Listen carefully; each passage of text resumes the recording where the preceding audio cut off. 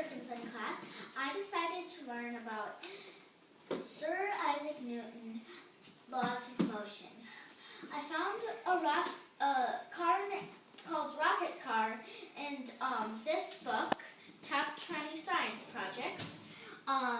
You keep doing this and then it ends up like this. You hold the straw, first you blow into the straw and then you hold the straw, and then it's supposed to go like that, but mine didn't work because it was too heavy.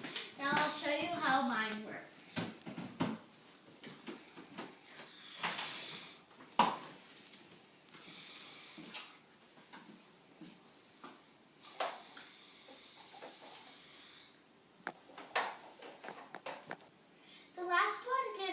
So I decided to split it in half and take this side and take this half and put the straw on it. And now I'll show you how this one worked.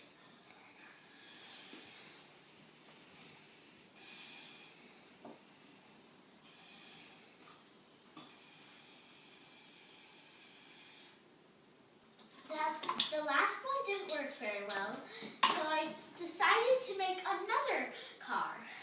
And now we'll show you that one.